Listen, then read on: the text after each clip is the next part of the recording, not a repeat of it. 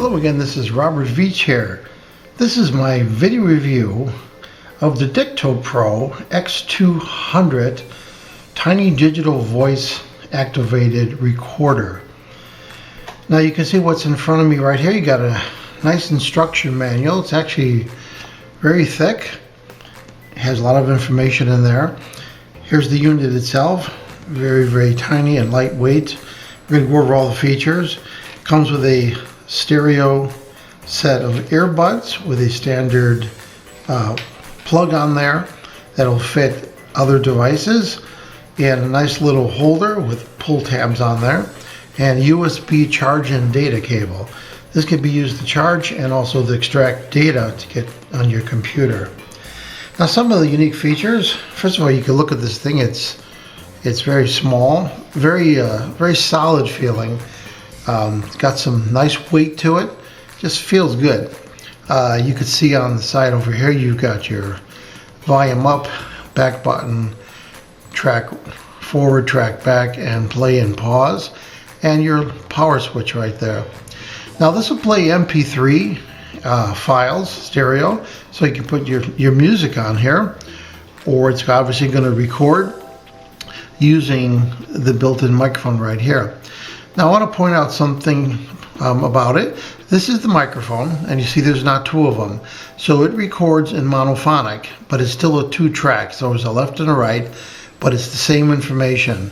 When you record, when you place your music on here, which is stereo, it is played back in stereo so that you hear stereo on your earbuds. In fact, there's a sample of 2 tracks on this device that it came with from 2 well-known artists. So it's all metal on this unit, all smooth, nice solid feel, but yet very small. If you look, it can fit, it's less than the palm of my hand, which is pretty amazing. Now it has an auto start-stop recorder function based on the sound level, and it'll save you memory and time during playback, and there's a menu option for that. It'll record up to 582 hours on a lower bitrate setting, and it'll also store up to 8 gigabytes, so it's like a little 8 gigabyte USB drive on here. The microphone is sensitive. They say it will pick up to 60 feet away. We're going to do some tests and some recordings to test that. And if you want, there's password protection on here also. It's USB compatible to work with Mac and Windows and Linux, using the included USB data charging cable. So we're going to turn this on, and we're going to go over some of the features. So charging the Dictopro is very simple. On the bottom of the unit there's a USB port.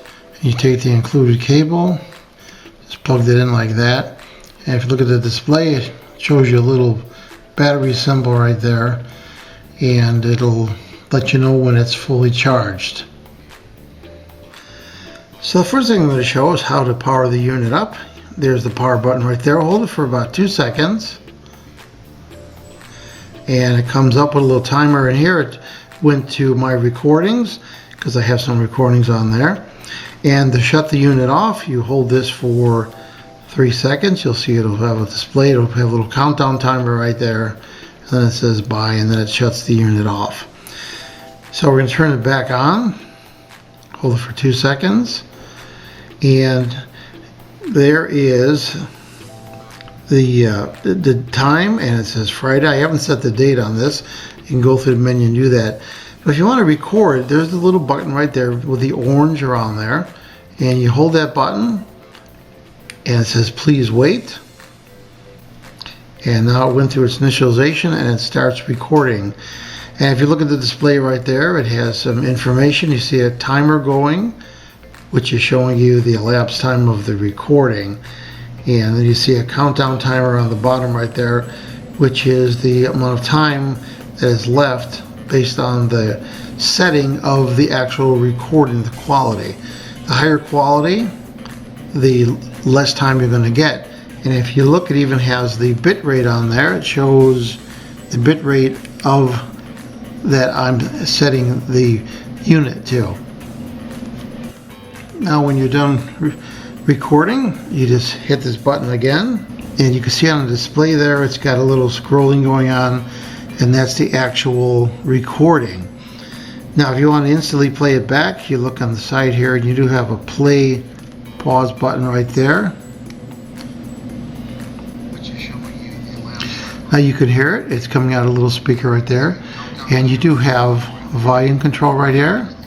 Time that is left based on the setting of the actual recording, the quality. The higher quality, the less time you're going to get. And if you look, it even has the bit rate on there. It shows the bit rate of that I'm setting the unit to. Now let's hit pause here. I wanted to point out how good the sound is. This is such a small unit, and they have a little ported speaker over there, and that wasn't even full volume. So the unit actually has a very decent sound, and then if you use the included earbuds on the plug right there, you'll get even better sound. But you heard that that was really good sound. Also during recording, if you want to pause the recording, you could hit the play pause button, and the timer will stop advancing, and it's still in recording mode, so that's will still be the same recording. And then if you hit the pause button again, it starts advancing again, the timer. So that's a way for you to manually edit while you're recording somebody or a teacher or a presentation. You can use that as a way to edit. It'll be on the same file. Now when you're finished, of course, with this file, you hold this record button down, and then it's right there, your file. Now let's say you wanted to delete that recording that I just took. So I'm going to turn the unit back on, and I'm going to hit the play button to get to that recording. There's all my recordings. And there it is, coming up right there. And now it went to its initialization and it starts recording.